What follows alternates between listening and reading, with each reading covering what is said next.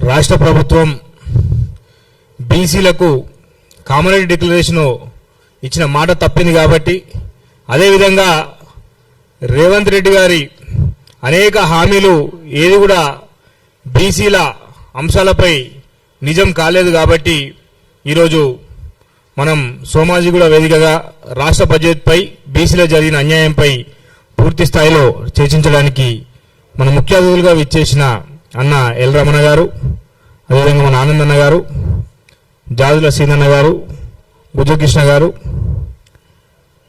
జాజుల లింగన్న గారు ఇక్కడ విచ్చేశారు. మరికొద్దిసేపట్లో మిగిలిన ముఖ్య అతిథులు కూడా వచ్చేస్తారు.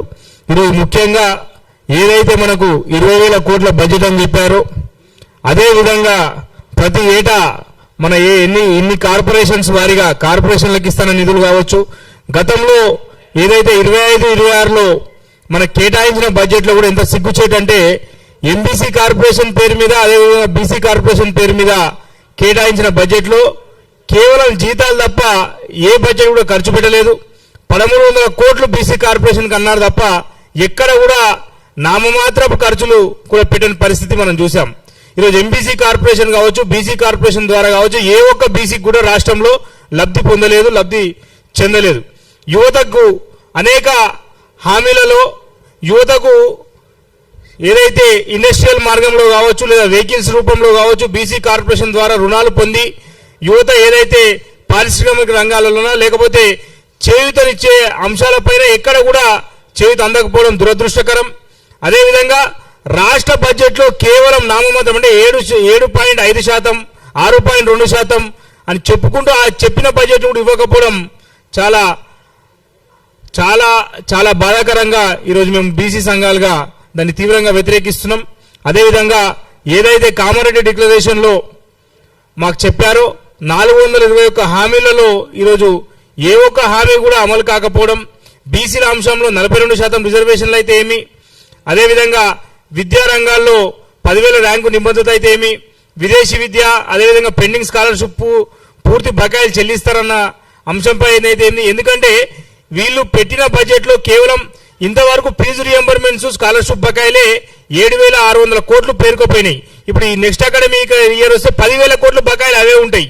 మీరు పెట్టిన బడ్జెట్ ఎంత? మా పిల్లలకు కనీసం చదువుకునే బడ్జెట్ కూడా ఇవ్వలేని అసమర్థత ప్రభుత్వం ఈరోజు రేవంత్ రెడ్డి గారి ప్రభుత్వం. అదేవిధంగా మేము ఎంతో ఆశతోని బీసీలందరూ కూడా ఏకదాటిపైకి వచ్చి బీసీ సమస్యలు మీరు తీరుస్తారు, ఎన్నో సంవత్సరాలుగా పోరాడుతున్నారు, అనేక అంశాలపైన ఈ పోరాటాలన్నీ కూడా ఆగిపోతే మంచి జరుగుతుందని చెప్పి ప్రజలు నమ్మారు. నమ్మించి మోసం చేసే చందాగానే ఈ బడ్జెట్ కానీ వారి హామీలు కానీ 2.5 సంవత్సరాల కాలంలో మనం చూస్తూనే వస్తున్నాం. ఈ బడ్జెట్ అదేవిధంగా మనకిచ్చిన హామీలపైన పూర్తి స్థాయిలో ఏ విధంగా ఉండాలి, ఎలా ఉండాలి అనే అంశాలు మనకు పెద్దలు తెలియజేస్తారు. కాబట్టి ఇప్పుడు మన జనార్దన్ అన్న గారు మాట్లాడాల్సిందిగా కోరుతున్నాం.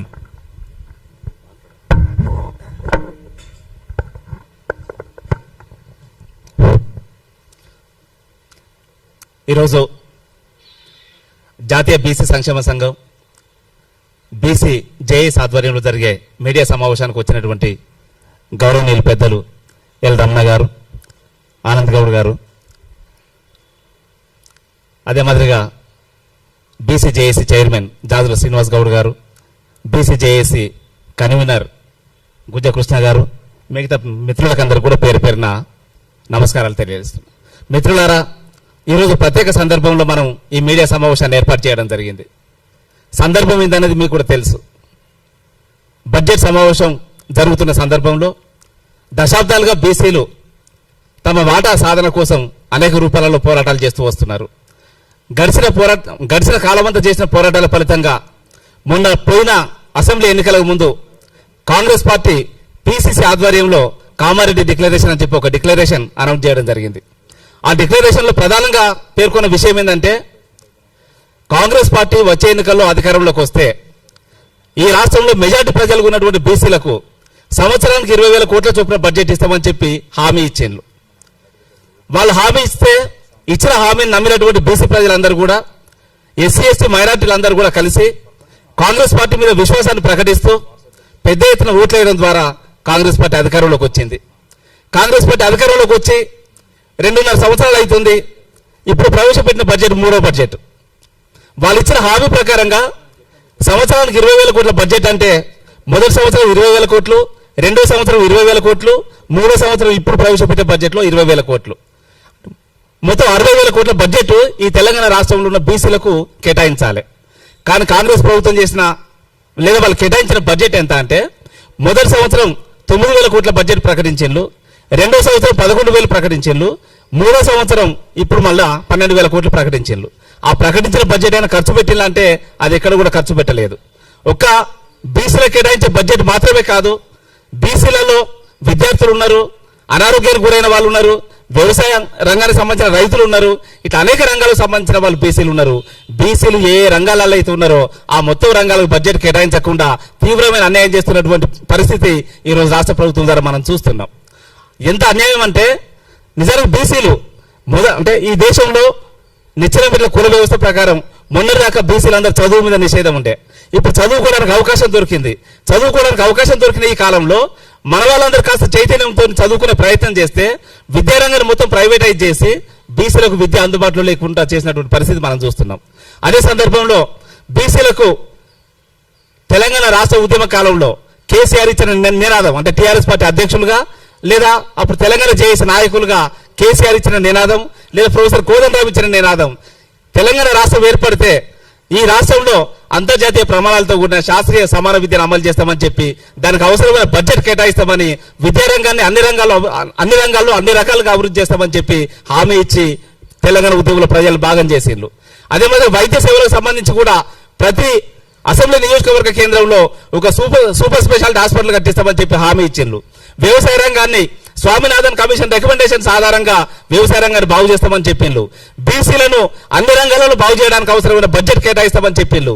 నిన్న పోయిన బీఆర్ఎస్ ప్రభుత్వం కానీ ఇప్పుడు ఉన్నటువంటి కాంగ్రెస్ ప్రభుత్వం కానీ రెండు కూడా బీసీలను నిర్లక్ష్యం చేసినాయి. ఈ అన్ని రంగాలలో నిర్లక్ష్యం చేసిన పరిస్థితి మనం చూస్తున్నాం. ఇది ఒకటేనంటే కాదు, కేంద్రంలో ఉన్న బీజేపీ ప్రభుత్వం కూడా మొన్న ప్రవేశపెట్టిన బడ్జెట్లో మొత్తం 53 లక్షల కోట్ల బడ్జెట్ ప్రవేశపెట్టి ఈ దేశంలో ఉన్న బీసీలకు అందరికీ వాళ్ళు కేటాయించిన బడ్జెట్ కేవలం 2,000 కోట్లు మాత్రమే. 2,000 కోట్ల బడ్జెట్ కేటాయించడం అంటే ఈ దేశంలో ఉన్న బీసీలకు అందరికీ కూడా అన్యాయం చేయడమే. కాబట్టి అటు కేంద్ర ప్రభుత్వమైనా రాష్ట్ర ప్రభుత్వమైనా రెండు కూడా బీసీలకు తీవ్రమైన అన్యాయం చేస్తూ బీసీల ఎదుగుదలకు రాష్ట్ర ప్రభుత్వాలు ఆటంకంగా తయారైన పరిస్థితి ఈ రోజు మనం చూస్తున్నాం. మిత్రులారా, బీసీల ఓట్లతో గెలిచినటువంటి రాష్ట్ర ప్రభుత్వం, బీసీల ఓట్లతో గెలిచినటువంటి కేంద్ర ప్రభుత్వం బీసీల సంపద బీసీలకు దక్కకుండా ఈ రాష్ట్రంలో దేశంలో ఆధిపత్య దోపిడీ వర్గాల ఆర్థిక ప్రయోజనాలకు అనుకూలంగా ప్రణాళికలు తయారు చేసి దాన్ని అమలు చేస్తున్న పరిస్థితి మనం చూస్తున్నాం. కాబట్టి ఇప్పుడు రాష్ట్రంలో దేశంలో జాజుల శ్రీనివాస్ గౌడ్ గారి నాయకత్వంలో పెద్ద ఎత్తున ఉద్యమాలు చేస్తూ ఆర్థిక కేవలం సామాజిక న్యాయం గురించి మాత్రమే కాదు, రాజకీయ రిజర్వేషన్ల గురించి మాత్రమే కాదు, బడ్జెట్ గురించి కూడా మేము పోరాటం చేస్తామని, బడ్జెట్లో మా వాటా మాకు దక్కాలని, అసలు ఈ రాష్ట్రంలో కేంద్రంలో ఉన్న బడ్జెట్ మొత్తం కూడా మాదే, మా బడ్జెట్ మీద మాకు హక్కు దక్కాలని నినాదంతో ఈ రోజు దేశవ్యాప్తంగా పెద్ద ఎత్తున రాజకీయ ఉద్యమాలు చేస్తున్నాం. దాంట్లో భాగంగానే ఈ రోజు ఇక్కడ మీడియా సమావేశాన్ని కూడా ఏర్పాటు చేయడం జరిగింది. రాష్ట్ర ప్రభుత్వానికి కేంద్ర ప్రభుత్వానికి ఒక హెచ్చరిక కూడా చేస్తున్నాం. నిన్న తెలంగాణ ఉద్యమాన్ని నడిపింది బీసీలే, మొన్న కమ్యూనిస్ట్ ఉద్యమాలు నడిపింది బీసీలే, మొత్తం జాతీయ ఉద్యమాన్ని నడిపిన దాంట్లో కూడా బీసీలు ప్రధాన భూమిక పోషిస్తూ వచ్చిండ్రు. మొన్న జరిగిన ఉద్యమాలను సమీక్షించుకొని ఈ రోజు కనుక మాకు సరైన న్యాయం చేయకపోతే రాష్ట్ర ప్రభుత్వానికైనా కేంద్ర ప్రభుత్వానికైనా ఒక హెచ్చరిక చేస్తున్నాం. మేము మా బడ్జెట్ ఎట్లా సాధించుకోవాలో మాకు తెలుసు, మా సంపద ఎవరు దోసుకుపోతారో మాకు తెలుసు, ఆ దోసుకుపోయిన వాళ్ళని ఏం చేయాలో మాకు తెలుసు. మేము రేపు అధికారంలోకి వచ్చిన తర్వాత ఈ సంపద దోసుకున్నటువంటి దోపిడీ దొంగలు ఎవరైతే ఉన్నారో వాళ్ళందరినీ బిడ్డ ఒక్కొక్కరిని అరెస్ట్ చేసి తీహార్ జైల్లో పెట్టి ఆ దోపిడీ చేసిన సంపద మొత్తం కూడా మళ్ళీ రికవర్ చేస్తాం. ఎవరికి పాస్పోర్ట్లు కూడా ఇవ్వద్దని చెప్పి పాస్పోర్ట్ ఆఫీసులకు కూడా ఆదేశాలు జారీ చేస్తామని చెప్పి ఈ సందర్భంగా హెచ్చరిస్తూ నాకు అవకాశం ఇచ్చిన పెద్దలకు ధన్యవాదాలు తెలియజేస్తూ జై బీసీ.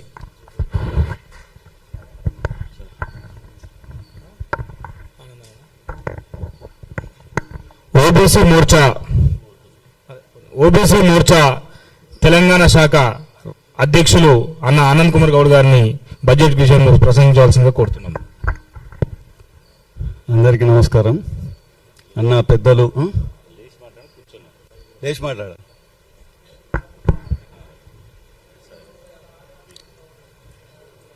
బీసీ సంక్షేమ సంఘం ఏర్పాటు చేసి బీసీ సంక్షేమ సంఘం ఆధ్వర్యంలో జరుగుతున్న ఈ బడ్జెట్ సమావేశం గురించి ప్రెస్ మీట్ చేయడం జరిగింది. దీనికి పెద్దలు అన్న రాజ్యసభ సభ్యులు హనుమంతన్న గారు, అలాగే అన్న రమణన్న గారు, సీనన్న గారు, కృష్ణ గారు, మిగతా మిత్రులందరికీ నమస్కారం. మనము చేతులు వాలిన తర్వాత ఆకులు పట్టుకున్నటువంటి పరిస్థితి. ఆల్రెడీ 9 సంవత్సరాల బీఆర్ఎస్ పాలనలో బీసీలకు ఎంత కేటాయించారు, ఎంత ఖర్చు పెట్టింది మనకు అనుభవం ఉన్నది. ఆ తర్వాత రేవంత్ రెడ్డి గారు కామారెడ్డిలో బీసీలకు నా పాలనలో 5 సంవత్సరాల కాంగ్రెస్ పాలనలో నేను 1,00,000 బడ్జెట్ పెడతా అని చెప్పి సంవత్సరానికి 20,000 కేటాయిస్తానని కూడా చెప్పిండు. 20,000 కేటాయించిందా? మొదటిసారి కేటాయించలేదు, రెండోసారి కేటాయించలేదు. పోనీ ఇచ్చిన డబ్బులన్నీ మళ్ళీ ఖర్చు పెట్టిండా? ఫస్ట్ టైం పెట్టలేదు, సెకండ్ సారి పెట్టలేదు, మొన్న మళ్ళీ 12,000 కోట్లు అని పెట్టిండు. అంటే మనకు వాళ్ళు ద్రోహం చేస్తారని తెలుసు.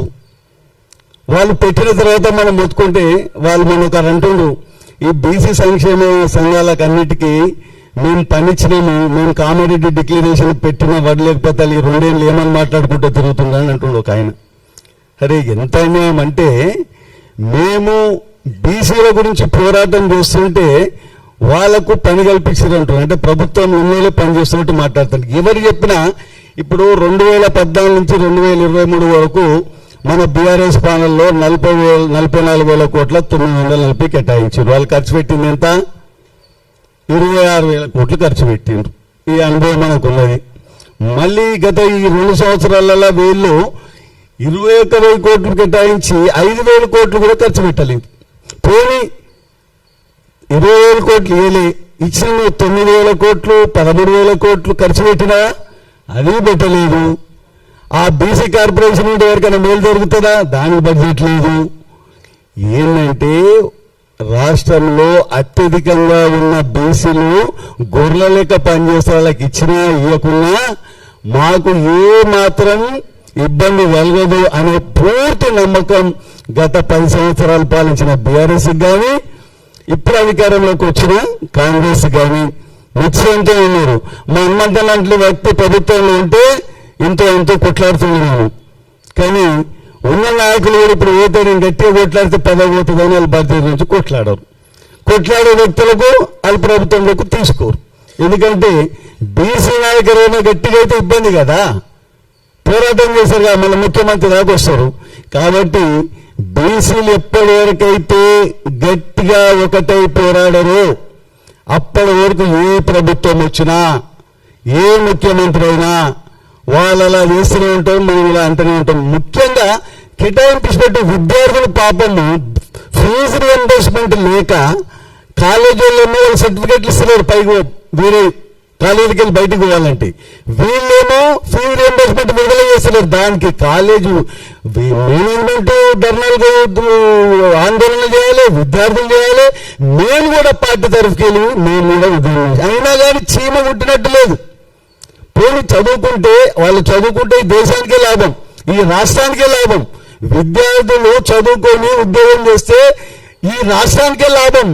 వాళ్ళను కూడా మా కాలేజ్ మేనేజ్మెంట్ ఏంటి, మీరు వాళ్ళు ఇస్తలేరు, మీరు ఇప్పుడు ఫస్ట్ డబ్బులు కట్టేసి తీసుకొని పోండి, వచ్చినాక మీకు రిటర్న్ చేస్తాం. అసలు ఈ ఫీజు రియంబర్స్మెంట్ లో బీసీ ఎస్సీ ఎస్టీలే అత్యధికంగా ఉంటారు. అందరూ అత్యధికంగా బీసీలే ఉంటారు. ఇక గురుకులాలు ఆయన ఎంత మంచిగా చెప్పాను అనుకుంటున్నావు. గురుకులాలు ప్రతి నియోజకవర్గానికి ఒక గురుకులాన్ని ఏర్పాటు చేస్తా. మొన్న ఏం చేసి మన సొంత నియోజకవర్గంలో వద్దొద్దు, ఒక్కొక్క దగ్గర ఎస్సీ ఎస్టీ బీసీ అన్ని సంక్షేమం ఒకటే కాంపౌండ్ వల్ల పెట్టి ఒక private school, Chaitanya school, Narayana school ఎట్లా నడిపిస్తుందో రెసిడెన్సీ స్కూల్, ఇది ఒకటి ఫస్ట్ నేను పెడుతున్నా అని చెప్పి నేను మొన్ననే అడిగిన నారాయణపేట. అక్కడ ఫోన్ చేసి ఏమైంది అని, ఏం లేదన్నా మళ్ళీ నువ్వు షిఫ్ట్ అంటారు, మళ్ళీ నువ్వు సంగారెడ్డి అంటారు, ఇక్కడ మొదలు కాలేదు, పని మొదలు కాలేదన్నారు. అంటే ఏ ప్రభుత్వం వచ్చినా బీసీల పట్ల పక్షపాతం చూపిస్తున్నారు. డబ్బులు ఇవ్వరు, బడ్జెట్లో కేటాయించరు, మంత్రివర్గాలు ఉండదు, కీ పోస్టులు ఉండరు. ఇన్ని అన్యాయాలు జరిగినా మనము బీసీ ఐక్యమత్యంతో లేకని నేనేమంటున్నా, మా సీనియర్ అట్లాంటి వ్యక్తిని అన్నయ్య, ఇట్లాంటి మనం ఒక నెల రోజుల ముందు పెట్టాలి, బడ్జెట్ కేటాయించాలి, మాకింత కావాలి, 2 సార్లు మోసం చేసినావు, ఇంకా ఈసారి కూడా మోసం చేస్తావు, 60,000 కోట్లు కావాలి, ఇప్పటికే 60,000 21 ఇచ్చి 5,000 కోట్లు ఖర్చు పెట్టినావు, మళ్ళీ ఇప్పుడు 12,000 కోట్లు చూపిస్తున్నావు.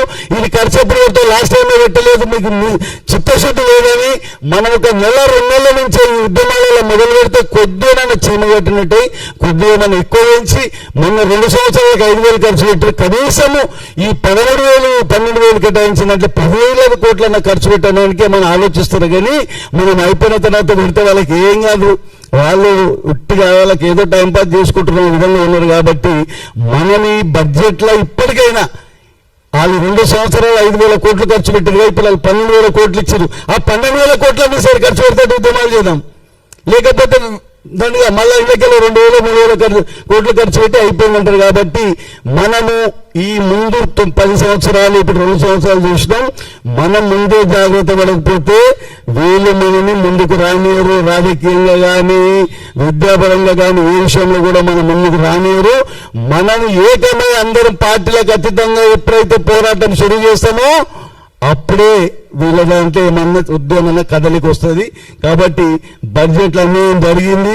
ముఖ్యంగా నేనైతే ఒకటే కోరుకుంటున్నా, విద్యార్థుల విషయంలో మాత్రం ఈ ప్రభుత్వం వెంటనే చర్య తీసుకొని, లేకపోతే కాలేజీ చెప్పండి, ఏ కాలేజీ అయితే అబ్బాయిలు మీరు సాగుండి పెట్టుకోండి, ప్రైవేట్ కాలేజీ వీళ్ళు, కానీ ఏ విద్యార్థికి అయితే మీరు ఫీజు రింబర్స్మెంట్ వాళ్ళకి సర్టిఫికేట్లు ఆపుతున్నారో ఇవ్వకపోతే మా దృష్టికి తీసుకురండి అని చెప్పి దానికి ఏమైనా తీసుకొచ్చి మీరు ఇస్తేనే విద్యార్థుల భవిష్యత్తు ఉంటుంది, లేకపోతే చాలా ఇబ్బంది పడతారు. కాబట్టి ఆల్రెడీ చాలా ఈ రాష్ట్రంలో ఇక కామారెడ్డి డిక్లరేషన్ నేను మాట్లాడతలేను, మాట్లాడి ఆ కామారెడ్డి పేరు 1000 సార్లు వాళ్ళకి దాని గురించి వాళ్ళు పట్టించుకుంటూనే లేరు. నేనే అనుకున్న కామారెడ్డిలో ఒక బొంద తీసి ఆ మేనిఫెస్టో తీసుకుపోయి వాళ్ళు పెట్టేసి అయిపోయింది, కథం అయిపోయింది, చాప్టర్ క్లోజ్ అయ్యి దాని గురించి మాట్లాడొద్దని ఒక డిసైడ్ చేసిన.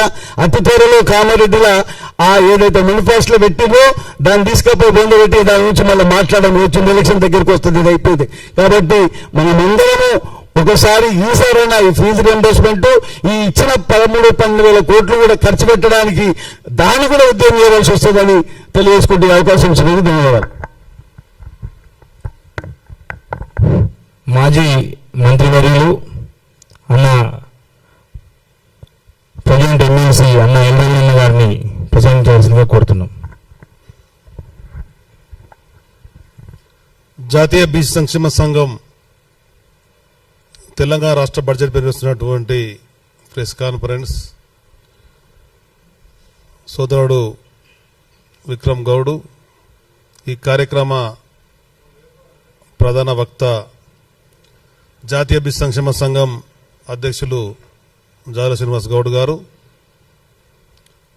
మాజీ మంత్రివర్యులు రాజకీయ అపార అనుభవం ఉన్నటువంటి గౌరవనీయులు హనుమంతరావు గారు, బీజేపీ ఓబీసీ మోర్చా రాష్ట్ర అధ్యక్షులు గౌరవ ఆనంద్ గౌడ్ గారు, గౌరవ జనార్దన్ గారు, కృష్ణ గారు, పత్రికా మిత్రులకు నమస్కారాలు. రాష్ట్రంలో ఉన్నటువంటి పేద నిరుపేదలు రాష్ట్ర ప్రభుత్వం ప్రవేశపెట్టేటువంటి బడ్జెట్ ద్వారా వాళ్ళ జీవన ప్రమాణాలు పెరుగుతాయని చెప్పని, అన్ని విధాలుగా ఆదుకుంటారని చెప్పని, ప్రోత్సాహకరమైనటువంటి బడ్జెట్ ముందుకు వస్తుందని చెప్పని భావిస్తే ఆశలన్నీ కూడా అడేసినటువంటి పరిస్థితి కనబడుతున్నది. 2023 తెలంగాణ రాష్ట్ర అసెంబ్లీ ఎన్నికలకు ముందు రాష్ట్రంలో ఉన్నటువంటి బలహీన వర్గాలకు దాదాపు 53-50% ఉన్నటువంటి బీసీలకు పెద్ద ఎత్తున బడ్జెట్లలో నిధులు కేటాయిస్తామని చెప్పని, ఖర్చు చేస్తామని చెప్పని, స్థానిక సంస్థలలో 40% రిజర్వేషన్ ఇస్తామని, చట్టబద్ధంగా ఉన్నటువంటి సప్లాన్తో ముందుకెళ్తామని చెప్పినటువంటి కాంగ్రెస్ పార్టీ అధికారం వచ్చి దాదాపు 27 నెలలు గడుస్తున్న సందర్భంలో 3వసారి బడ్జెట్లో కూడా 3 బడ్జెట్లలో దాదాపు 60,000 కోట్లు చెప్పిన ప్రకారంగా పెట్టవలసినటువంటిది. మొదటి బడ్జెట్లో 9,000 కోట్లు, రెండవ బడ్జెట్లో 11,000 కేటాయిస్తూ నిధులు విడేసే మాత్రం కేవలం 5,000 కోట్లు మాత్రమే.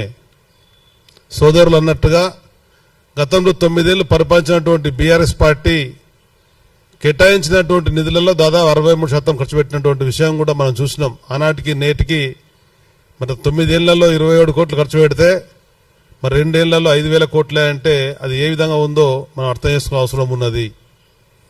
అధికారంలోకి వచ్చే ముందు ఏ రాజకీయ పార్టీ అయినా కానీ వాగ్దానాలు ఇవ్వడం సహజం.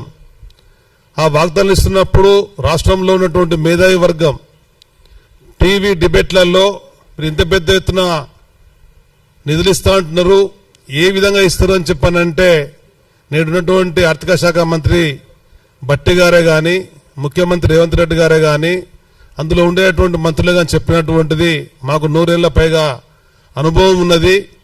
ఆదాయాన్ని సృష్టిస్తాం, సంపద సృష్టిస్తాం, ఆదాయ సంపద సృష్టించాన్ని పేదలకు పంచుతామనేటువంటి మాట చెప్పినటువంటి విషయం కూడా మనం స్పష్టంగా చూసినాం. దానికి తోడుగా పెద్ద ఎత్తున నిధులు మల్లుతున్నాయి, మేము కడుపు కట్టుకొని ఆ నిధులన్నీ కూడా పేదవాళ్ళు ఖర్చు పెడతాను మాట కూడా చెప్పారు. మరి నిధులు ఏదైతే కడుపు కట్టుకున్నాను మరి విషయం మరి కడుపు కట్టుకున్నా లేదా అనే విషయం కూడా స్పష్టంగా అర్థం కాని పరిస్థితి ఏర్పడుతున్నది. మరి ఇవాళ మీరు చెప్పిన మాటకు అనుగుణంగా నిధులు పెట్టడం లేదు, పెట్టిన నిధులు ఖర్చు పెట్టడం లేదు అని చెప్పాలంటే కేవలం మార్పు రావాలా, మీ జీవితాలలో మార్పు ఇస్తానటువంటి మాట ఆ పదాల కూపు వరకు జరిగిందే కానీ ఈ తెలంగాణ రాష్ట్రంలో ఉండేటువంటి బీసీల జీవితాలలో ఎటువంటి మార్పు లేదు. అది విద్య కానీ వైద్యం కానీ ఈ పేద వర్గాలు ఆధారపడ్డటువంటి ఏది కూడా మరి పని ఫలితాలు కనబడతలేవు. ఉదాహరణ చూసినట్టయితే గతంలో ఉన్నటువంటి బడ్జెట్ రాష్ట్రంలో ఉన్నటువంటి చేతివృత్తుల కులవృత్తులకు దోహదపడ్డది, సంపద కూడా సృష్టించబడ్డది. అది చేపల విధంగా కానీ గొర్రెల పథకం ద్వారా కానీ అదేవిధంగా ఈత చెట్ల పెంపకం ద్వారా కానీ ఇటు వస్త్ర పరిశ్రమ కొరకు కానీ ఇచ్చినటువంటి వాటి పథకాల వల్ల వాళ్ళ కొంతమేరకైనా ఉపయోగపడే విషయం మనకు స్పష్టంగా కనబడుతున్నాయి. ప్రభుత్వ గణాంకాలు లెక్కలు చెప్తున్నాయి.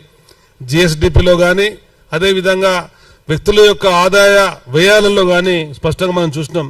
కానీ నేడు మాత్రం చెప్పినటువంటి ఏ హామీ కూడా అమలు కావడం లేదు. కనుక సోదరులు ఆనంద్ గౌడ్ గారు చెప్పినట్టు బలహీన వర్గాంతా కూడా ఏకాల్సిన అవసరం ఉన్నది. గ్రామాన వచ్చేటువంటి రాజకీయ నాయకులు నిలదీసి మీరు చెప్పిన మాటకు అనుగుణంగా మీరు చేయాలా, మీ బాధ్యత ఉందని చెప్పని అటు కేంద్ర ప్రభుత్వం కానీ రాష్ట్ర ప్రభుత్వం కానీ బీసీలు కొడుతున్నటువంటి ప్రధానమైన డిమాండ్లు వర్తించాల్సిన అవసరం ఉన్నది. జనాభా లెక్కలలో కులగణన కావాలనేది ప్రధానమైన అంశం. దానికి తోడుగా జాతీయ బీసీ కమిషన్ చట్టబద్ధత కావాలని చెప్పని అదేవిధంగా ప్రత్యేకమైనటువంటి మంత్రిత్వ శాఖ కేంద్రంలో ఉండాలనేది కేంద్ర ప్రభుత్వాన్ని పదే పదే డిమాండ్ చేస్తున్నాం. అదేవిధంగా రాష్ట్రంలో కూడా ఎంబీసీలకు సంబంధించిన ప్రత్యేక మంత్రిత్వ శాఖ అని చెప్పినటువంటి కాంగ్రెస్ పార్టీ మరి ఆ విధంగా ముందుకు రానటువంటి పరిస్థితి. కనుక ఈ సబ్ ప్లాన్ ను పెట్టాలని చెప్పని ఎంబీసీ కులాలకు అన్న ప్రకారంగా మంత్రిత్వ శాఖ ఇవ్వాలని చెప్పని ఏదైతే ప్రొఫెసర్ జయశంకర్ గారి పేరు మీద ఉన్నటువంటి ఐక్యతా భవనాలలో స్టడీ సర్కిళ్లు, లైబ్రరీలు, క్యాంటీన్లు పెడుతున్నటువంటి దానికి కూడా నిధులు ఇప్పుడు మళ్ళీ సవరణ చేయాలని చెప్పని ప్రతి జిల్లా ఒక డిగ్రీ కళాశాల ఇస్తామని చెప్పని ప్రతి మండలంలో నవోదయ విద్యాలయాలతో సమానంగా కొత్త గురుకులం ఇస్తామనేటువంటి మాట కూడా చెప్పడం జరిగింది. వీటన్నిటిని ఈ రోజు బీసీ సంక్షేమ సంఘం రాష్ట్రంలో ఉన్నటువంటి కాంగ్రెస్ ప్రభుత్వాన్ని 2 ఏళ్ల మీ పరిపాలన మీద శ్వేతపత్రం విసర్జించినటువంటి విడుదల చేయాలని చెప్పని డిమాండ్ చేస్తున్నాం. మీరు ఇచ్చినటువంటి హామీలన్నీ కూడా ఈ సవరణ బడ్జెట్ చర్చలలో సవరణలు చేసి దానికి అనుగుణంగా నిధులు ఏ విధంగా అయితే మీరు కేటాయిస్తారని చెప్పని 50 సంవత్సరాల 5 ఏళ్లలో 1,00,000 కోట్లని చెప్పిర్రో మరి ఈ విధంగా ఖర్చు పెట్టడం వాళ్ళు చూస్తే దాదాపు 40-50 ఏళ్ళ సమయం పట్టే పరిస్థితి వచ్చింది. అంటే మాట కేవలం నీటి ముట్లు కాకూడదని చెప్పని మీరు ఇచ్చినటువంటి మాట ప్రకారంగా కట్టుబడి ఉండని చెప్పని బీసీ సంక్షేమ సంఘం ఇస్తున్న డిమాండ్కు ఒక బీసీ బిడ్డగా రాష్ట్ర మంత్రిగా పనిచేసిన అనుభవంతో పార్లమెంట్ సభ్యునిగా నేడు ఎమ్మెల్సీగా ఉన్నట్టు నేను ఈ యొక్క సమావేశానికి పూర్తిగా మద్దతు పలుకుతూ రాష్ట్రంలో ఉండేటువంటి బీసీల ఐక్యతకు మరింత దోహదపడాలని చెప్పని బీసీల డిమాండ్లు రాష్ట్ర ప్రభుత్వం వెనువెంటనే అమలు చేయాలని చెప్పని దానికి అధికారంలో ఉన్నటువంటి గౌరవనీయులు హనుమంతరావు గారు మరి మంత్రిగా పనిచేసిన అనుభవం ఉన్నది. అటువంటి అనుభవకుల యొక్క సూచనలు, సలహాలు అదేవిధంగా అవకాశం వస్తే బాధ్యతలు ఇచ్చి వారి ద్వారా రాష్ట్రంలో ఉండేటువంటి బీసీల బావులకు రాష్ట్ర ప్రభుత్వం ముందుకు రావాలని చెప్పి ఈ సందర్భంగా డిమాండ్ చేస్తూ నా వంతుగా కూడా అటు కౌన్సిల్లో మా పార్టీ పరంగా ఈ విషయాలన్నీ మీరు చెప్పినటువంటి బలహీన వర్గ అన్యాయాలను ఇచ్చిన హామీలను పెట్టుకునే విధంగా మా వంతుగా పోరాట ఉద్యమంలో ముందుకెళ్తామని తెలియజేస్తూ ధన్యవాదాలు. జై బీసీ, జై తెలంగాణ. మాజీ మంత్రివర్యులు, మాజీ పిసిసి అధ్యక్షులు, రాజ్యసభ సభ్యులు అన్న బీసీ అంటే పార్టీ ఏదైనా నేను బీసీల పక్షాన్ని అని అనునిత్యం మనందరి కోసం పోరాటం చేసే అన్న వి హనుమంతరావు గారిని ప్రసంగించవలసిందిగా కోరుతున్నాం.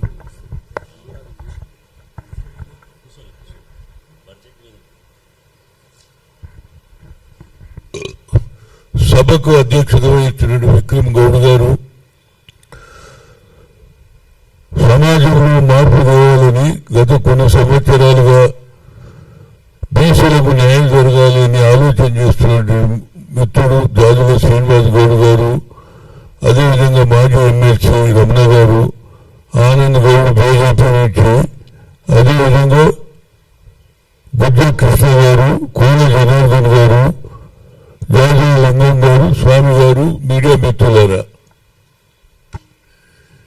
ఈ సమావేశాలు గత కొన్ని 2-3 ఏళ్ల నుంచి చూస్తున్నా ఎక్కడికి పోయినా పత్రిక తెలివంగానే ఏడనో ఒక దగ్గర బీసీ మీటింగ్ జరుగుతుంది. అది ఇది జాజుల శ్రీనివాస, ఆర్ కృష్ణ, ఇట్లా ఈ విధంగా చూస్తే ఎన్నో సంఘాలు ఒకటే ఆలోచన, బడుగు బలైన వర్గాలు బీసీల ప్రాతినిధ్యం పెరగాలి, సమాజంలో మార్పు రావాలని ఆలోచన చేసి అన్ని సంఘాలది ఒకే ధ్యేయం.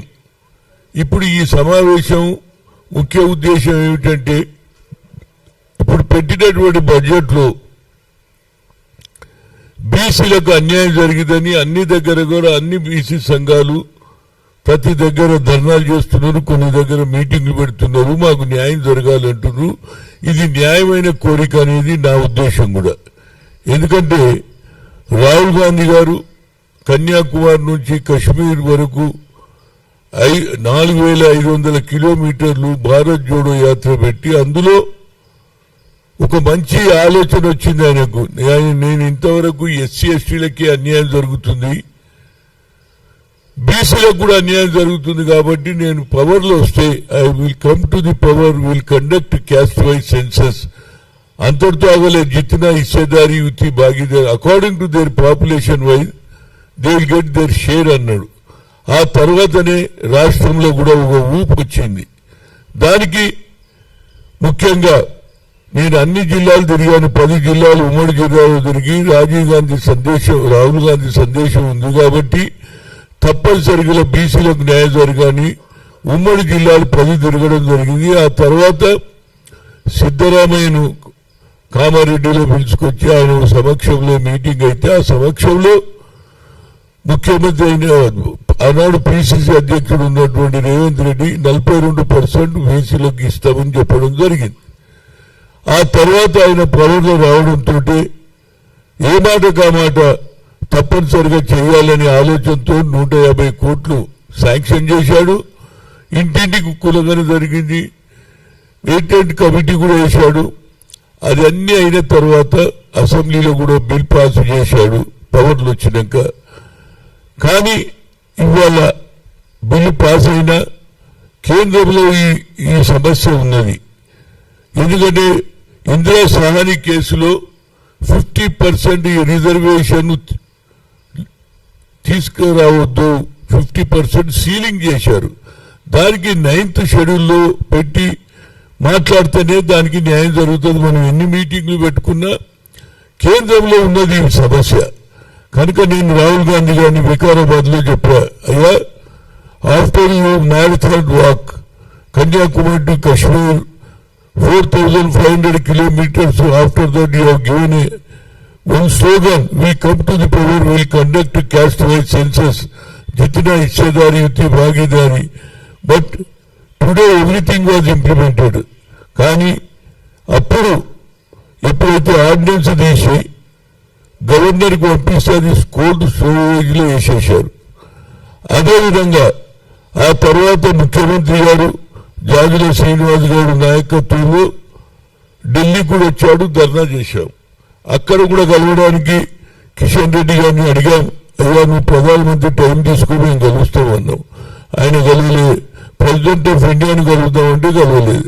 కానీ ఇప్పటి వరకు అన్ని బీసీ సంఘాలు కొంత ఓపిక పట్టింది, ఏదో బాగా కష్టపడుతున్నారు. కానీ బడ్జెట్లో ఎప్పుడైతే 12,511 శాంక్షన్ చేయడం వల్ల వచ్చింది తగాదా. ఇప్పుడు అన్ని సంఘాలు కూడా మా ప్రభుత్వాన్ని కానీ రేవంత్ రెడ్డి కానీ ఇంక్లూడింగ్ నన్ను కూడా తిడుతున్నారు.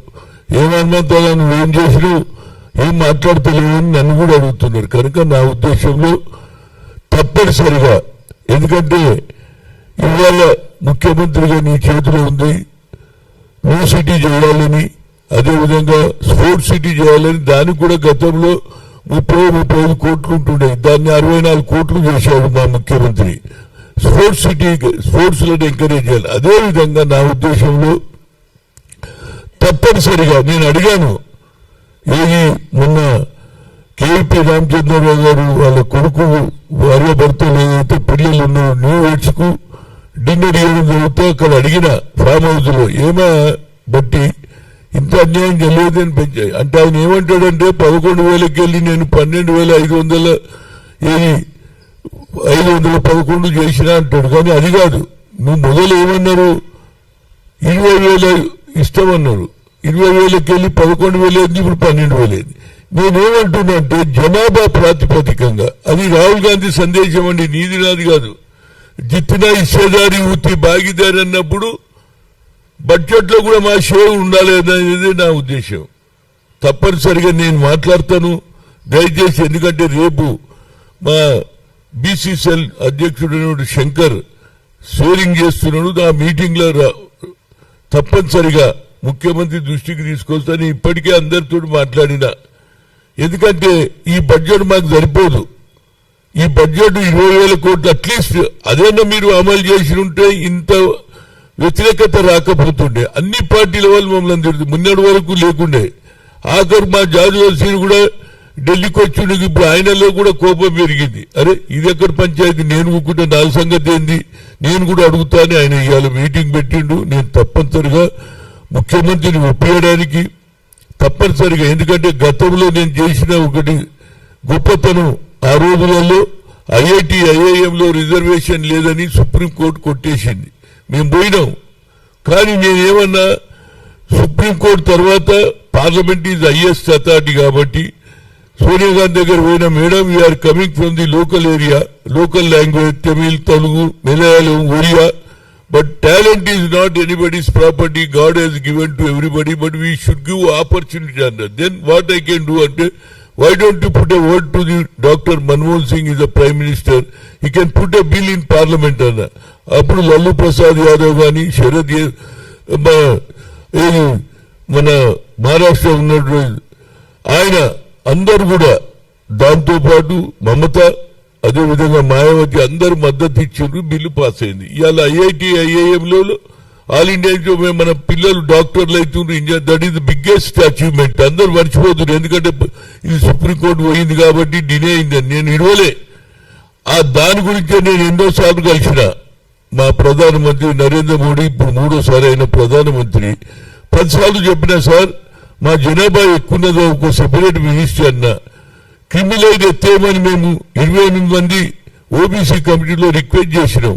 కానీ అది కూడా 28 మంది సిగ్నేచర్ చేసి ఇచ్చినా అది కూడా కోల్డ్ స్టోరేజ్ లో ఇచ్చినప్పుడు ఈశ్వరయ్య గారు దానికి ఇది ఉండే ఓబీసీ దానికి చైర్మన్ గా.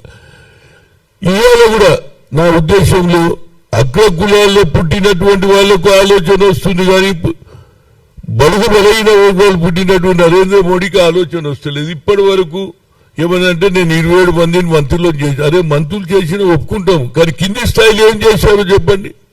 నేను అనేది ఏంటంటే, నేను ఎవరిని క్రిటిసైజ్ చేస్తలేను, కానీ చెప్పేది ఒకటి చేయండి. ఇక్కడ కూడా నేను తప్పనిసరిగా, ఎందుకంటే రాహుల్ గాంధీ గారి ప్రధానమంత్రి కావాలనేది రేవంత్ రెడ్డి ఆలోచన, నా ఆలోచన, అందరి ఆలోచన, కాంగ్రెస్ పార్టీలో కాదు వేరేలో కూడా ఆలోచన ఉన్నది.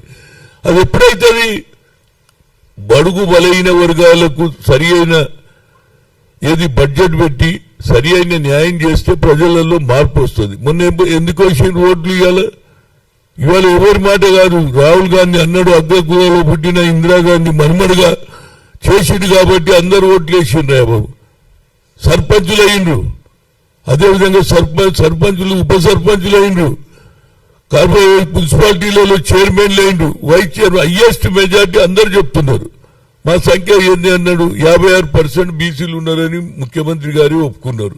కనుక దాని ప్రకారంగా బడ్జెట్ ఉండాలని రేపు జరిగే సమావేశంలో నేను తప్పనిసరిగా మాట్లాడుతాను. ఎందుకంటే నేను గతంలో పిసిసి ప్రెసిడెంట్ ఉన్నప్పుడు 23 జిల్లాలు ఉంటే 12 జిల్లాలలో బీసీలను చేయగలిగిన శక్తి ఉంది. ఎందుకంటే నేను రాజీవ్ గాంధీని అడిగిన, sir how I make a executive అంటే, no what is your idea అన్నా. Sir your mother was social justice అని గో యాడ్ అన్నాడు. ఒకటే సంతకంలో ఒక్కొక్క ఎగ్జిక్యూటివ్ కావాలంటే ఏడాది అవుతుంది, 2 ఏళ్ళు అవుతుంది. కానీ నేను మాత్రం 5 నిమిషాల సంతకం పెట్టిండు. ఎందుకంటే ఆ కుటుంబంలో ఉన్నది. అందులో భాగమే ఇవాళ ఏది బిఎస్పీ పార్టీ అయినటువంటి బహుజన్ సమాజ్ పార్టీ అయినటువంటి కాంశీరామ్ ఆయనకు భారతరత్న ఇవ్వాలని ప్రధానమంత్రికి లెటర్ రాసిన దేశంలో ఎవరంటే అది రాహుల్ గాంధీ రాశాడు. ఎందుకంటే బడుగు బలైన వర్గాలు కూడా రాజ్యాధికారం రావాలనే కాన్సెప్ట్ అయినది. అది క్లిక్ అయింది ఉత్తరప్రదేశ్ లో. మీ అందరికీ తెలుసు ఉత్తరప్రదేశ్ అంటే అంత ఏది దొరలది, పెత్తందారులది. కానీ ఆడ కూడా మాయావతి 4 సార్లు ముఖ్యమంత్రి అయిందా లేదా? ఒకసారి 5 సార్లు ఫుల్ టైం చేసిన తర్వాత 3 సార్లు 2 ఏళ్ళు 3 ఏళ్ళు చేసి, అంటే 4 times బికేమ్ ఏది చీఫ్ మినిస్టర్. ఆ కాన్సెప్ట్ లో రాహుల్ గాంధీ ఉన్నాడు. కనుక ఇక్కడ కొందరు మరి ఏం చెప్తున్నారో తెలియదు. కానీ రాహుల్ గాంధీ సందేశం నిజంగానే ప్రజలలో తీసుకుపోతే రాహుల్ గాంధీ మళ్ళీ దేశానికి ప్రధానమంత్రి అయ్యే ఆలోచన ఉంది. ఎందుకంటే నేను నరేంద్ర మోడీ 3 సార్లు కలిసిన, ఆయన ఎప్పుడు కూడా చెప్తాడు. కానీ వాళ్ళ ప్రాబ్లం వాళ్ళకు ఉన్నది. నేను దాని గురించి మళ్ళీ పొలిటికల్ మాట్లాడితే హనుమంతరావు అన్నాడు ఆర్ఎస్ఎస్ బీజేపీ అంటారండి. వాళ్ళ సబ్జెక్టు వేరు. కానీ మా ఆలోచన తప్పనిసరిగా ఏదో సంఘాలు అన్ని దగ్గర పెడుతున్నారు. ఇది అన్యాయం. మా బడ్జెట్ లో పెట్టకపోతే మాకు న్యాయం ఎట్లా జరుగుతుంది? మొట్టమొదటిసారిగా రాజీవ్ గాంధీ ఆలోచన రాహుల్ గాంధీకే చెప్పిన, sir your father was there, he was more interest for ladies reservation in parliament, but you have done year అన్న 50% మహిళలకు ఇచ్చారు. ఇవాళ ప్రతి మహిళ కూడా సంతోషంగా ఉన్నది. అదేవిధంగా తులం బంగారం ఇయ్యలేము, కానీ ఇంటికి ఒక్కొక్క ఇంట్లో చూస్తే 4-5 ఆడపిల్లలు ఎక్కువ ఉన్నారు. ఒక మగపిల్లాడు 5 ఆడపిల్లలు ఉన్నారు. కనుక ఇంటికి ఒక్కటి ఇచ్చేది కూడా రేపు నేను మీటింగ్ లో తప్పనిగా మాట్లాడతా. అయినంత మటుకు ఈ బడ్జెట్ ను పెంచడానికి నా శాయశక్తుల సోషల్ జస్టిస్ కాన్సెప్ట్ లో తప్పనిసరిగా ముఖ్యమంత్రి నోటీస్ కు తెస్తాను. ముఖ్యమంత్రి తలుచుకుంటే అన్నాడు కదా, ఏది భద్రాచలంలో 300 కోట్లు అయినా పెడతా అన్నాడు. దేవుని దగ్గర పెట్టినప్పుడు మేము కూడా బడుగు బలైన వర్గాలు మా సంగతి కూడా చూడమని చెప్తాం. ఎందుకంటే నువ్వు అక్కడనే ప్రామిస్ చేసి వెళ్ళినావు, ముఖ్యమంత్రి అయినావు. ఆ రాముల వారి భద్రాచలం రాముల వారు చేసినట్టే మా బడుగు వర్గాలకు న్యాయం చేయమని రేపు తప్పనిసరిగా మాట్లాడతా. అయినంత మటుకు బడ్జెట్ ను పెంచడానికి నేను శాయశక్తిలో కృషి చేస్తా. కానీ ఒకటే ఒక రిక్వెస్ట్, నువ్వు ఎన్ని చేసినా 9th షెడ్యూల్లో నుంచి బయటికి తీసుకొస్తే అది ప్రైవేట్ బిల్ పెడతా. ప్రధాని రాహుల్ గాంధీకి చెప్పిన, being opposition you can introduce 9th schedule in parliament. Private bill పెడితే how many parties was supported or not supported తేలిపోతుంది. లేకపోతే ఈ అపవాదం మా మీద ఎందుకు? బడ్జెట్ ఇష్యూలో మాత్రం ఇది ముఖ్యమంత్రి చేతులు ఉంది. కాబట్టి ఏది బీసీలకు 20 కోట్లు అన్నారు, ఆ 20 కోట్ల ప్రామిస్ ను తప్పనిసరిగా చేయడానికి. అదేవిధంగా శంకర్ మన బీసీసీఎల్ చైర్మన్ అయ్యిండు, ఎమ్మెల్యే అయ్యిండు. ఒక శాఖలతో నేను గతంలో వరంగల్లో బసవరాజ్ సారేం చేశాను. అదేవిధంగా రెడ్డి నాయకుని కూడా ఆ రోజులలో ఏది అది పెద్ద వరంగల్ అంటే దొరల జిల్లాలో ఒక ఎస్టీని ఒక బీసీని, అది కూడా వెనుకబడ్డ కులం శాఖల వాళ్ళని చేశాను. అదేవిధంగా శంకర్ వచ్చిండు, అతనితో కూడా మాట్లాడిపిస్తా. తప్పనిసరిగా నా వంతు బాధ్యత కేవలం వచ్చి మాట్లాడి వెళ్ళిపోయే కల్చర్ కాదు. నేను ఏదైనా అంటే తప్పనిసరిగా ఆయన ముందే మాట్లాడాలని నిర్ణయం చేసుకున్నా. రేపు తప్పనిసరిగా ఆయనకు చెప్పడానికి ప్రయత్నం చేస్తా. అదేవిధంగా ఈ క్యాబినెట్ ఉన్న కొలీగ్స్ కూడా అడుగుతుంది. నేను మొన్ననే అడిగిన ఏమయ్యా బట్టి మాకు అన్యాయం అంటే లేదు 11,000 గారే 11,000 వెళ్ళి తీసుకొచ్చి 12,000 చేసిన గొప్పతనం కాదా? 20,000 మా జనాభా ఎక్కున్నారు. రాహుల్ గాంధీ కాన్సెప్ట్ ఎందుకు అర్థం చేస్తారని ఆలోచనలో రేపు నేను తప్పక మాట్లాడతా. అయినంత మటుకు మా మీద నిన్నటి వరకు మా జాతుల శ్రీను గాని అదేవిధంగా మన గుజ్జ కృష్ణ గాని జనార్దన్ మా మీద ప్రేమ బియ్యాలి మమ్మల్ని కూడా తిడుతున్నారు. కాబట్టి తప్పనిసరిగా దీనికి న్యాయం చేయడానికి నా శాయశక్తిలో కృషి చేస్తా. జై బీసీ. థ్యాంక్ బీసీ సంక్షేమ సంఘం జాతీయ అధ్యక్షుడు అదేవిధంగా బీసీ జేఏసీ చైర్మన్ అన్న అభివాదం. ఇప్పుడు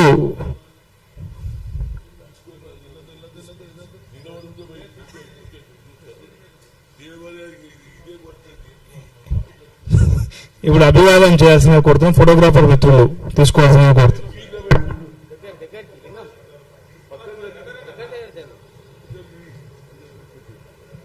పెంచాలి రాష్ట్ర బడ్జెట్ లో బీసీల వాటాను, పెంచాలి రాష్ట్ర బడ్జెట్ లో బీసీల వాటాను, పోరాడదాం బడ్జెట్ పెంచే వరకు, పోరాడదాం బీసీల బడ్జెట్ పెంచే వరకు.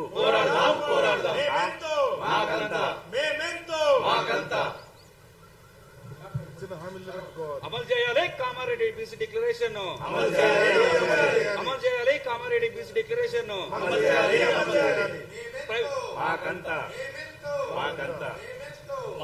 ప్రవేశపెట్టాలి పార్లమెంటు బీసీ ప్రైవేట్ బిల్లును.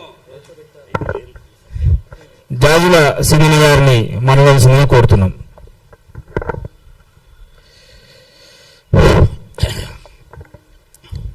ఈ మీడియా అఖిలపక్ష పార్టీలు బీసీ సంఘాల సంయుక్త మీడియా సమావేశానికి అధ్యక్షత వహించినటువంటి బీసీ విద్యార్థి సంఘం జాతీయ అధ్యక్షులు తాటికొండ విక్రమ్ గారు, దీన్ని సమన్వయం చేస్తున్నటువంటి BC JAC working chairman Gujja Krishna గారు, ఈ సమావేశంలో పాల్గొంటున్నటువంటి బీసీల పక్షపాతి బీసీల భీష్ముడు అన్న మాజీ పిసిసి అధ్యక్షులు మాజీ పార్లమెంట్ సభ్యులు వి హనుమంతరావు గారు, అదేవిధంగా మాజీ మంత్రివర్యులు అదేవిధంగా శాసనమండలి సభ్యులు బీసీలకు ఆత్మీయులు అన్న ఎల్ రమణన్న గారు, అదేవిధంగా బీజేపీ ఓబీసీ మోర్చా రాష్ట్ర అధ్యక్షులు అన్న ఆనంద్ గౌడన్న గారు, అదేవిధంగా బీసీ డెమోక్రటిక్ జేఏసీ చైర్మన్ అయినటువంటి కోల జనార్దన్ గారు, బీసీ జేఏసీ రాష్ట్ర కన్వీనర్ జాదుల లింగంగౌడ్ గారు, బీసీ విద్యార్థి జేఏసీ రాష్ట్ర చైర్మన్ అయినటువంటి ఉస్మానియా విద్యార్థి నాయకుడు బొల్లెపల్లి స్వామి గారు, మీడియా మిత్రులకు ప్రింట్ అండ్ ఎలక్ట్రానిక్ మీడియా మిత్రులకు ఫోటోగ్రాఫర్ మిత్రులకు అందరికీ పేరు పేరున హృదయపూర్వక నమస్కారాలు. సోదరులారా, ప్రత్యేకంగా ఈ మీడియా సమావేశం ఒక బీసీ బిడ్డలుగా బీసీలకు జరుగుతున్నటువంటి అన్యాయాన్ని, రాష్ట్ర బడ్జెట్లో జరిగినటువంటి అన్యాయం మీద ఈ మీడియా సమావేశం పెట్టాం. ఇది రాజకీయ పార్టీలకు అతీతంగా ఏర్పాటు చేసినటువంటి మీడియా సమావేశం. అందుకని ఈ సమావేశానికి ఓన్లీ బీసీ వాళ్ళు పార్టీలలో ఉన్న బీసీ నాయకులు మా ఉద్యమానికి వెన్నుదన్నుగా ప్రతి ఉద్యమంలో, అది రిజర్వేషన్ల ఉద్యమమా, ఫీజుల రియంబర్స్మెంట్ ఉద్యమమా, అదేవిధంగా బడ్జెట్ ఉద్యమమా, ఏ ఉద్యమం చేపట్టినా బీసీ ఉద్యమానికి వెన్నంటూ నిలుస్తూ మాకు అన్ని విధాలుగా అండగా ఉంటున్నటువంటి మా అన్నలని ఈ మీడియా సమావేశానికి ఆహ్వానించడం జరిగింది. ప్రధానంగా కాంగ్రెస్ ప్రభుత్వం అధికారంలోకి వచ్చిన తర్వాత ముచ్చటగా మూడోసారి మొన్న 20వ తేదీ నాడు రాష్ట్ర బడ్జెట్ ప్రవేశపెట్టారు. ఇప్పుడు రాష్ట్ర బడ్జెట్ మీద రమణన్న చాలా వివరాలు, అంకెలు సంఖ్యలు చాలా స్పష్టంగా చెప్పారు. ఆనందన్న కూడా చెప్పారు. హనుమంతరావు అన్న నిజంగా పక్షపాతి అంటే అధికార పార్టీలో ఉండి కూడా అన్యాయం జరిగిందన్నటువంటి ఏకైక నాయకుడు హనుమంతన్నే. ఇట్లాంటి వాళ్ళు ఉండేప్పటికనే ఇలా కొంత ప్రజాస్వామ్యం బతికుంది, ప్రశ్నించే గొంతులున్నాయి, ప్రజల కోసం పోరాడేటువంటి వాళ్ళు ముందుకు వస్తున్నారు. మేమెందుకు, మాకు ఈ రాజకీయ పార్టీ నేపథ్యం లేదు, మాకు ఏ రాజకీయ పార్టీలో మెంబర్షిప్ లేదు, మేము ఏ రాజకీయ పార్టీ ఇడన్ ఎజెండాను మేము మోయడం లేదు. కేవలం మేము బీసీలకు కాపలాదారులు మాత్రమే. ఓ ఇంటికి వాచ్మెన్ ఎట్నో బీసీ ఈ రాష్ట్రంలో ఉన్నటువంటి కోట్లాది మంది బీసీలకు మేము కాపలాదారులాక ఒక బీసీ బిడ్డలుగా వాళ్ళ హక్కుల కోసం రాజీ లేకుండా పోరాటం చేస్తున్నాం. ప్రభుత్వం కూడా మేము మాట్లాడింది పాజిటివ్గా తీసుకొని బడ్జెట్ను పునఃపరిశీలన చేసి బడ్జెట్ ఆమోదం పొందే వరకు మేము పెట్టినటువంటి డిమాండ్ను ఇవాళ ప్రభుత్వం, ముఖ్యమంత్రి రేవంత్ రెడ్డి గారు, ఉప ముఖ్యమంత్రి బట్టి విక్రమార్క గారు, పిసిసి అధ్యక్షుడు మహేష్ కుమార్ గౌడ్ గారు ఇవాళ పరిశీలించి బడ్జెట్ను పెంచాల్సిందిగా మేము కోరుతున్నాం. ఇవాళ స్పష్టంగా ఒకటి అర్థమైంది ఏంటంటే, ఉమ్మడి ఆంధ్రప్రదేశ్ కంటే తెలంగాణ వచ్చిన తర్వాతనే బీసీలకు అన్యాయం జరుగుతుంది. ఇది స్పష్టం. తెలంగాణ వస్తే మా కొలువులు మాకు వస్తాయి, మా బడ్జెట్ మాకు వస్తుంది, మా చదువులు మాకు వస్తాయి అని చెప్పి ఎంతో సంబరపడి తెలంగాణ రాష్ట్ర సాధన కోసం బీసీలే త్యాగం చేయడంలో ముందు వరుసలు ఉన్నారు. తెలంగాణ కోసం ఎవరు త్యాగాలు చేశారంటే అందులో ముందు వరుసలో ఉన్నది తెలంగాణలో బీసీలే. అట్లాంటి త్యాగాలు చేసి తెలంగాణ రాష్ట్రాన్ని సాధిస్తే ఇప్పుడు రాష్ట్రంలో ఉన్నటువంటి కోట్ల మంది బీసీల నోటి వెంట ఏమొస్తుందంటే, ఇప్పటి తెలంగాణ కంటే గత అవగత ఆంధ్రప్రదేశ్, ఉమ్మడి ఆంధ్రప్రదేశ్ రాష్ట్రమే నయం అనిపిస్తుంది. అప్పుడు బడ్జెట్ పెరిగింది, మంత్రులు ఎక్కువ ఉండే, ఎమ్మెల్యేలు ఎక్కువ ఉండే, ఇప్పటికంటే తెలంగాణలో కంటే ఎంపీలు ఎక్కువ ఉండే. రాజకీయంగా ఇంత అన్యాయం జరగలే, సామాజికంగా ఇంత అన్యాయం జరగలే, బడ్జెట్ పరంగా కూడా ఇంత అన్యాయం జరగలే. ఇప్పుడు తెలంగాణ రాష్ట్రంలో బీసీలుగా పుట్టడమే పాపం అయిపోయిందా అనే ఆలోచన వచ్చింది. ఎందుకంటే తెలంగాణ రాష్ట్రం కోసం కాసోదు శ్రీకాంత్ నుంచి సిరిపురం యాదయ్య, కానిస్టేబుల్ కిష్టయ్య వరకు 1100 మంది బీసీ బిడ్డలు బలిదానాలు చేస్తే తెలంగాణ వచ్చింది. 1100 మంది కాలుకు గజ్జగట్టింది, పాట పాడింది, దునికి ధూమ్ధాం చేసింది, బోనం ఎత్తుకుంది. తెలంగాణలో ఇవాళ ఊరూరుకు పాట పాడింది, కళారూపంలో భావజాలని ముందుకు తీసుకుపోయింది బీసీలే, బహుజనులే. ఒక విమలక్క కావచ్చు, గద్దరన్న కావచ్చు, సకల జనుల సమ్మె నడిపినటువంటి స్వామిగౌడ్ గారు కావచ్చు, అదేవిధంగా మొత్తం చూస్తే విద్యార్థులు జేఏసీలు పెట్టి జైల్లో పోయినటువంటి ఇలా పెడమర్తి రవి, రాజారాం యాదవ్ లాంటి విద్యార్థి నాయకులు కావచ్చు, అందరూ బహుజన బిడ్డలే. ఇందులో అగ్రకులాలలో ఒక్కరు లేరు. కానీ ఇవాళ రాష్ట్రం ఎట్లయిందంటే, కష్టపడి కష్టపడి కష్టపడి కష్టపడి చీమలంతా పుట్టను ఏర్పాటు చేసుకుంటే, నిర్మించుకుంటే ఆ చీమల్ని బయటికి వెళ్ళగొట్టి పాములు అలా జొరబడ్డాయి. పాములు జొరబడినట్టు జొరబడ్డారు తెలంగాణ రాష్ట్రంలో. ఇవాళ మేమేమంటున్నాం, ఒకవైపు తెలంగాణ రాష్ట్రంలో మేము అన్యాయం కూడా అడగడం లేదు ఎవరిని. మీరే కాంగ్రెస్ ప్రభుత్వమే కులగణన చేసి బీసీల లెక్కలు నిలిచింది. బీసీ జనాభా ఎంత? సరే 4% తక్కువ చేసినా మీ లెక్క ప్రకారమే బీసీలు 56.35%. బీసీలకు న్యాయం జరగాలంటే 56.35% మాకు బడ్జెట్లో నిధులు కావాలి. ఒకవేళ అంత పెట్టడం మీకు ఇష్టం లేకపోతే, మీకు మనసు రాకపోతే, కనీసం మీరు 42% కామారెడ్డి డిక్లరేషన్లో 42% అన్నారు కదా, కనీసం 42% అనే నిధులు కావాలి. కానీ ఇప్పుడు మాకు కేటాయించింది ఎంత? 3.8%. ఇది నవ్విపోదురు గాక నాకేంటి సిగ్గు అని తెలంగాణలో సామెత ఉంది.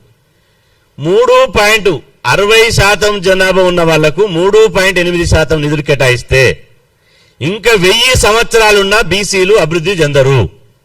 బీసీ పిల్లలకు స్కాలర్షిప్లు రావు, ఫీజుల రియంబర్స్మెంట్ రావు, బీసీలకు కురవృత్తులు చేసుకునే వాళ్లకు ఆ ఉత్పత్తులను మార్కెటింగ్ చేసుకోవాలన్నా, వాళ్ళ వృత్తిని ఆధునికరణ చేసుకోవాలన్నా ఇవాళ చేనేతలు కానీ, గీత కానీ, కుమ్మరి కానీ, కమ్మరి కానీ, సబ్బండ కులాలు ఇవాళ వాళ్ళకు స్వయం ఉపాధి పథకాలు రావాలన్నా, 100% సబ్సిడీ రుణాలు రావాలన్నా ఒక్క పైసా రాదు.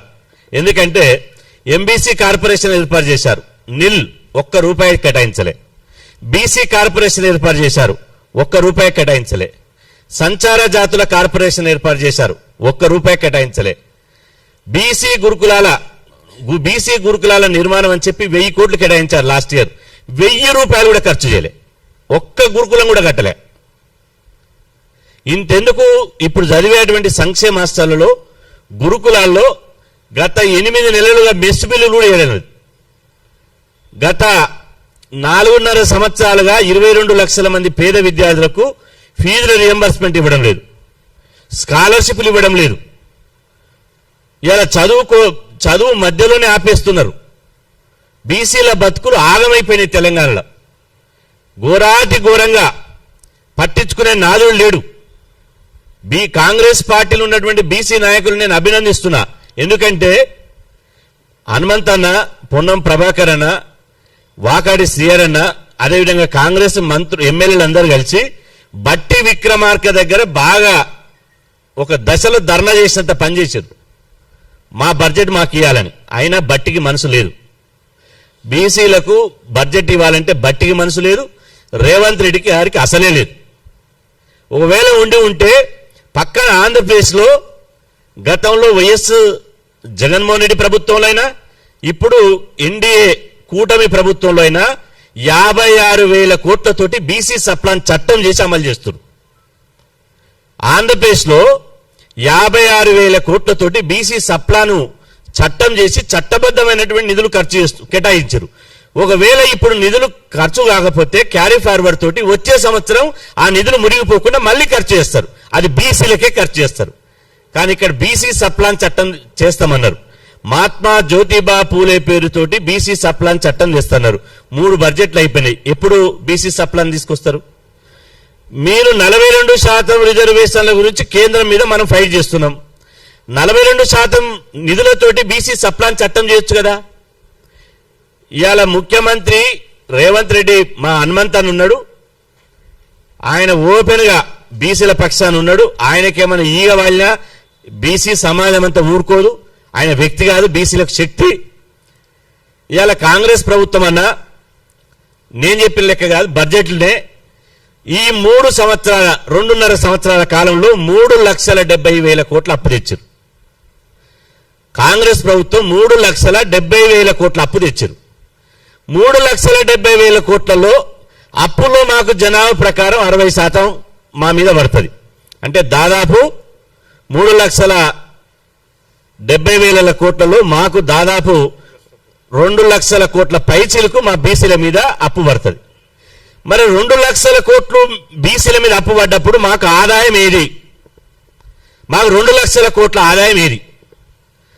పోయినసారి 11,480 కోట్లు కేటాయిస్తే ఖర్చు చేసింది 3,200 కోట్లు. కేటాయించింది 11,420 కోట్లు అయితే ఖర్చు చేసింది 3,200 కోట్లు. ఎంత సిగ్గుపోతుంది మాకు. మా నోరుతోటి చెప్పాలంటే కూడా మాకు సిగ్గు అనిపిస్తుంది. మా ఆనందన్న చెప్పిండు, నెల రోజుల కింద ఇది ఉద్యమం చేస్తుంది. నెల రోజులుగా 2 నెలల నుంచి మేము ఎత్తుకుంటూనే ఉంటున్నాం. సభలు సమావేశాలు కలిసి బట్టి గారిని అపాయింట్మెంట్ ఇవ్వమంటే ఇంతవరకు బీసీలకు అపాయింట్మెంట్ ఇవ్వడు. బీసీ ఎమ్మెల్యే ఎమ్మెల్సీల గెట్ టుగెదర్ మీటింగ్ పెట్టాం, అఖిలపక్ష పార్టీల మీటింగ్ పెట్టాం, పొన్నం ప్రభాకర్ గారిని కలిసినాం, అదేవిధంగా మహేష్ కుమార్ గారిని కలిసినాం. ఎవరిని కలిసినా చెవిటి వారి ముందు శంఖమూదిన చందంగానే ఉంది తప్ప బీసీలంటే వాళ్లకు ఇష్టం లేదు. బీసీలంటే 2వ పౌరులుగా చూస్తున్నారు. అందుకనే బీసీలకు మా రాష్ట్రం, మాకు ఒక సపరేట్ రాష్ట్రం కావాలని డిమాండ్ చేస్తున్నాం. మీరు ఇదే విధంగా చేస్తే మా ఉద్యమంలో మేము అడక్క తినం. మీ 0.5% ఉన్న దగ్గర, మీ 2% ఉన్న దగ్గర, మీ 5% ఉన్న దగ్గర మేము అడక్క తినం. మాకు ఆత్మగౌరవం ఉంది కాబట్టి బీసీలకే ఒక ప్రత్యేక రాష్ట్రం కావాలని కొట్లాడతాం. పోనీ మీ అగ్రకులాలు మీరు రాష్ట్రంలో ఉండండి, మేము రాష్ట్రంలో ఉంటాం. మీ వల్ల మాకు న్యాయం జరిగినప్పుడు ఎట్లా? ఇప్పటికీ చేనేత కార్మికులు ఆత్మహత్య చేసుకుంటున్నారు. ఇప్పటికీ గీత కార్మికులు చెట్టు మీకు వెళ్ళి చనిపోతున్నారు. ఇప్పటికి విశ్వబ్రాహ్మణులు, కమ్మరోళ్ళు, కుమ్మరోళ్ళు, సాకలోళ్ళు, మంగళోళ్ళు, ఒడ్డరోళ్ళు, సగర ఉత్పరులు, సంచార జాతులు ఇప్పటికీ ఆత్మహత్యలు చేసుకుంటున్నారు. మాకెందుకు ఇది? మా కర్మ ఏంది? ఈ రాష్ట్ర బడ్జెట్ మీ అయ్యే జాగీరా? రాష్ట్ర బడ్జెట్ మీ తాత సొత్తా? ఈ రాష్ట్ర బడ్జెట్ మా చెమట చుక్కలు, మా రక్తాన్ని చెమటగా మార్చి మేము పన్నులు కడితే ఆ పన్నుల మీద ఖజానా మీద కూర్చున్నారు. మరి ఆ ఖజానా మాది మాకు ఇచ్చడానికి మీరు ఎందుకు ఇస్తలేరు? మాకు అగ్రకులాల వాటా ₹1 వద్దు, మా వాటా మాకు కావాలి. మేము ఎన్ని రోజులు మా తాత కరువు కాలంలో తిండి లేక, బట్టలు లేక, వృత్తి లేక చచ్చిపోయా. మా తండ్రికి ఆసరా పింఛను రాక రేషన్ కార్డు కోసం, ఇందిరా మిల్లు కోసం దరఖాస్తు పెట్టుకోలేక మా తండ్రి మూలపడే. ఇప్పుడు మేము కూడా అదే బాధపడాలా? మాకొద్దా? కాబట్టి బట్టి విక్రమార్క గారు, హనుమంతన్న పాపం బోల మనిషి, లోపల గూడు పుట్టాను ఏం నడుస్తుందనేది తెలియదు. రాజ్యసభ సీట్ ఇవ్వమంటే ఇయ్యలే. ఎంత ఘోరం, ఎంత షేమ్. అన్న రాహుల్ గాంధీ, సోనియా గాంధీ, రాజీవ్ గాంధీ గురించి ఈ భారతదేశంలో ఎక్కువ సార్లు మాట్లాడిన వాళ్ళు అంటే ఒక హనుమంతరావు గారే. ఆ పార్టీ రాజ్యసభ తీసుకున్న వాళ్ళు, మంత్రి పదవి తీసుకున్న వాళ్ళు, ఇప్పుడు ముఖ్యమంత్రి పదవి తీసుకున్న వాళ్ళు కూడా రాహుల్ గాంధీ, రాజీవ్ గాంధీ గురించి ఎవరు చెప్పరు. కానీ హనుమంతన్న చెప్తాడు. కానీ ఏం లాభం? అన్నకు ఇంటి దీపం అని ముద్దాడిండు, మూది మీసాలు కాలి కూర్చుండు. మా దీపమే కదా అనుకున్నాడు. 5 రాజ్యసభ పదవులు ఇస్తే రాహుల్ గాంధీ గారు 5లో ఒక్కరు బీసీ లేడు. ఓ మనీష్, ఆయన పేరు శిశు అడ్వకేటు, ఆయన ఇక్కడ రిజర్వేషన్ల కేసు అవుతుంటే మన రాష్ట్రం నుంచి రాజ్యసభ తీసుకుని బీసీ రిజర్వేషన్ల కేసు వాదించడం అంటే నేను రాను ఢిల్లీలో ఉండని ఆన్లైన్లో వాదించాడు, ఓడిపోయింది. ఆన్లైన్లో వాదించడానికి రాజ్యసభ, ఆఫ్లైన్ కొట్లాడటానికి ఏం లేదు.